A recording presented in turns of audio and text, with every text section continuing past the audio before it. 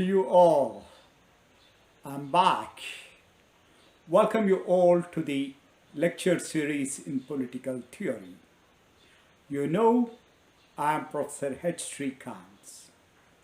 Of late, as part of my lectures in critical theory, I have already come out with two talks on feminism. One giving an overview of different schools of feminist thought, and another on radical feminism of Shulamit Firestone. While understanding these feminist theories, I was attracted by fascinating life of Angela Davis, a black feminist. I felt I should devote one full lecture to showcase the contributions and significance of black feminism in general and the ideas of Angela Davis in particular. Before I come to Angela Davis, let me say a couple of things about black feminism. In my earlier lectures on feminist schools and also in my discussion on Shulamit Firestone, I spoke to you about radical feminism. Radical feminists discarded both liberal feminism and also Marxism. They focused all their attention on patriarchy and sex class division, which they viewed as the basic cause of women's subordination. Their emphasis on biological reality left no scope for any kind of truck with men in their fight against patriarchy. Although feminists, radical feminists portrayed themselves as more radicals than Marxists and claimed that they represent the interests of all women, their theories did not appeal to all sections of women. A major critique of radical feminism came from black feminists who felt that radical feminism has little to offer to the black and colored women living in the Western societies. They viewed radical feminists as middle-class, racist women who have little understanding of the problems and existential dilemmas of the black women. The black women formed their own organizations like National Association of Colored Women and the National Council of Negro Women, etc. during the 1960s and 70s in order to further their cause. Alice Walker, Angela Davis, Kimberly Crenshaw were some of the scholars and activists who gave shape to what is identified today as black feminism. They argued that the black women were not as privileged as their counterparts, and hence they cannot afford to fight only patriarchy of the black men. They don't deny that the black men are also patriarchal, but they realize that the black men are also victims of racism and class exploitation. The black women cannot ignore that the black women are exploited and oppressed not only by black men but also by white racists and capitalist imperialists. Hence, the black women, their fight for emancipation should involve not only fight against patriarchy and enforced heterogamy, but also against white racism and capitalist imperialism. Angela Davis is one of the prominent black feminist thinkers who gave shape to this black feminist thought, along with, of course, the already mentioned theoreticians like Alice Walker and Kimberly Crenshaw. The present lecture basically focuses on the life struggles of Angela Davis and also her thoughts on women, black women in particular. Angela Davis is a black feminist activist, writer, teacher, and communist activist in America. She was born and brought up in America in a hostile, racist environment and had first-hand experience of racial segregation from very childhood. Despite all difficulties that they faced as blacks, her parents encouraged her to study. As a student, she was fascinated by Jean-Paul Sartre, an existentialist philosopher, and to understand him better, she chose to study French in Brandeis University in Massachusetts. She was an activist, actively involved in different movements from student days. She met Herbert Marcuse in one of the public rallies. I already have a separate YouTube lecture on Herbert Marcuse and his idea of one-dimensional society. Angela Davis' association with Marcuse made her develop interest in philosophy. In pursuit of her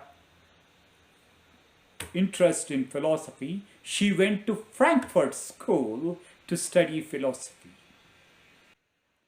On her return to America, she became active in Black Panther and Black feminist movements. Her association with the communists and Black Panther movement sharpened her thoughts on feminism. In 1917, Angela Davis was imprisoned on charges of abetting killing of a judge by a black youth in the so-called Soledad Brothers case.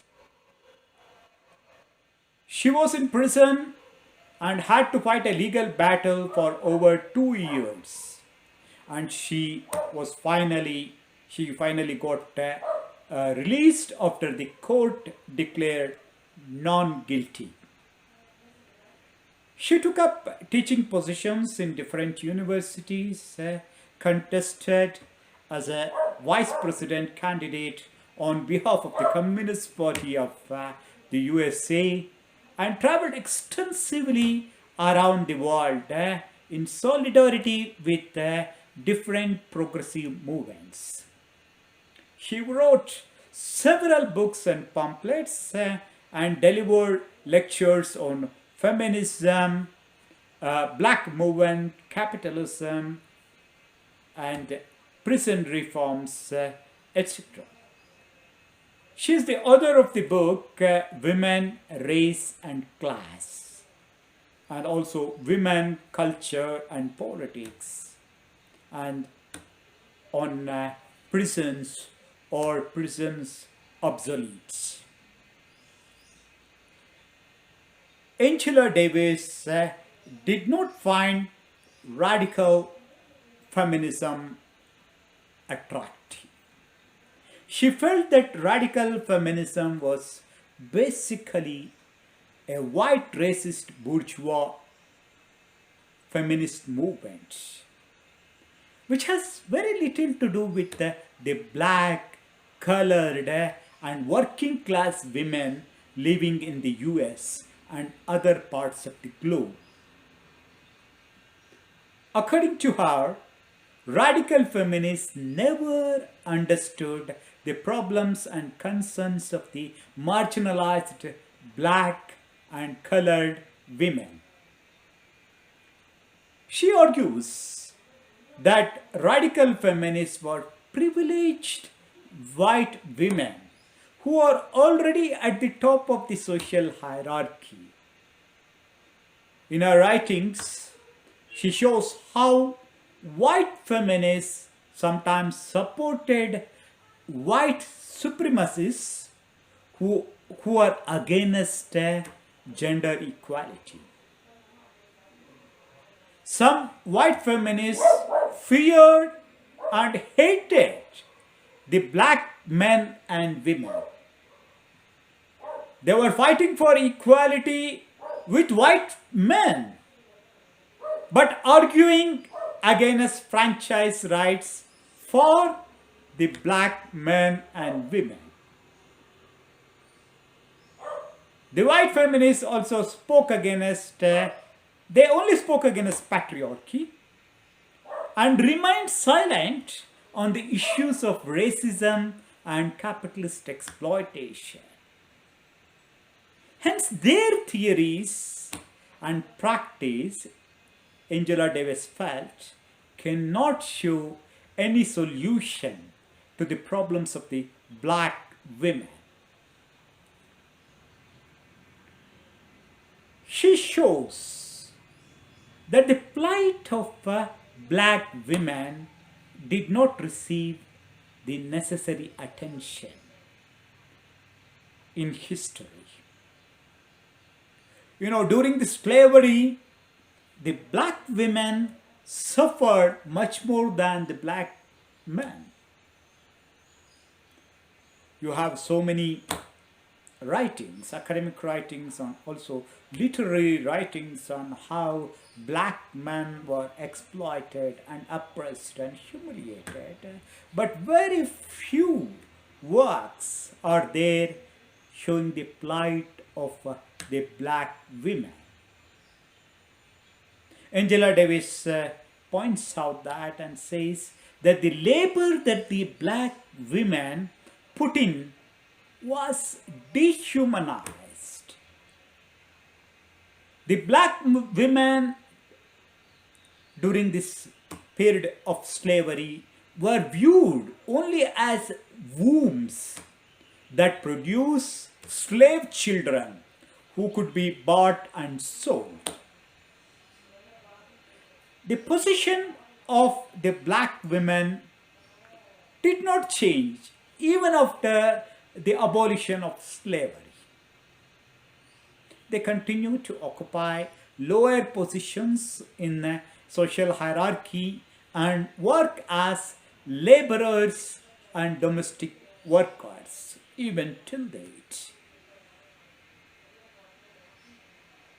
They are no doubt oppressed at home, but at the same time, they are also victims of racist lynching and rape. They are also targets of sterilization campaigns of the state.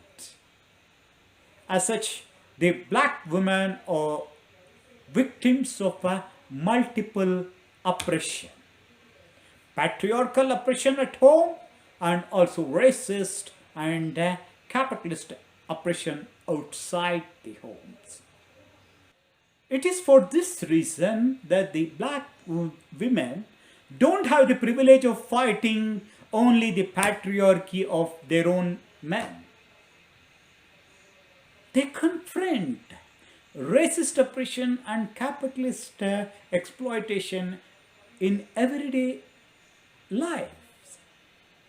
It is not just they, even their men are the victims of racism and capitalism and are fighting against them. The black women cannot afford to ignore the structural roots of oppression and exploitation of the black women. That's why, while welcoming the ascent of Barack Obama to the position of President of the USA, Angela Davis pointed out that it would not change the foundations of women's suppression. I mean, the blacks or the black women's oppression. Without attacking the patriarchal, racist, and capitalist structures, the black women's emancipation is not possible. There is no possibility of any kind of emancipation unless the black women also join social movements against racism and capitalism. Hence, while continuing the fight against patriarchy and compulsory heterosexuality within the black community, Angela Davis proposes a strategy insisting that the black women should, in their own interest, enter into alliance with the revolutionary black movement and also with the anti-capitalist movement led by black and white working class men. So this strategy of fighting simultaneously patriarchy, racism, and capitalism, this strategy which black feminists like Angela Davis advocated had wide implications in the feminist theory.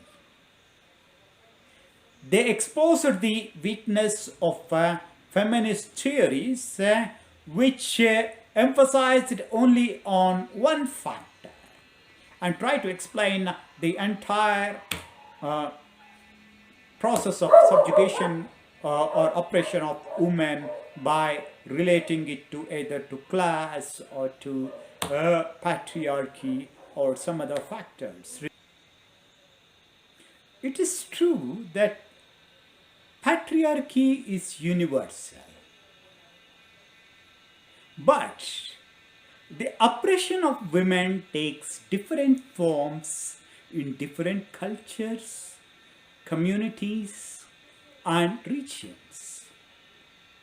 Alongside patriarchal domination and class exploitation, the black feminists added another dimension, that is race, which is very crucial to the understanding of the plight of black women.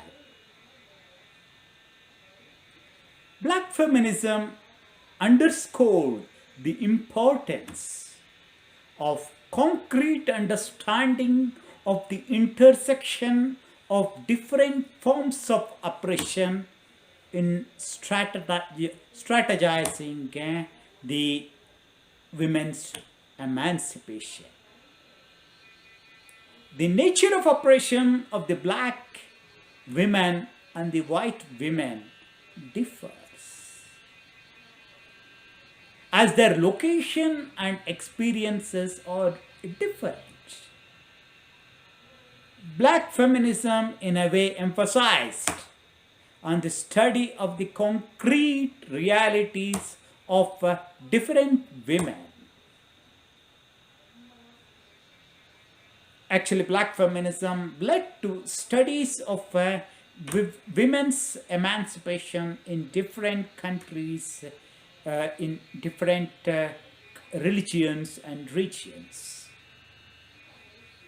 In India, Dalit feminism took inspiration from the black feminist thought and emphasized on the need of the Dalit women to fight against patriarchal tendencies within the Dalit community, at the same time for an alliance with the Dalit men in their fight against Brahminical thought and also capitalist exploitation.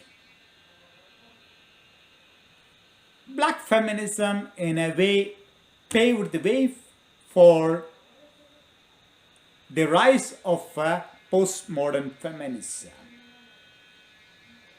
About this dimension, maybe in some other lecture. Let me know how you feel about black feminism and understanding of Angela Davis. Tell me whether you think she expanded feminist theory or weakened women's movement by emphasizing on factors like racism. If you think my lectures are informative and educative, don't forget to like, subscribe, and inform other friends interested in political theory about this lecture series. Looking forward to meeting you soon with another lecture on another topic in political theory. Thank you very much and see you soon.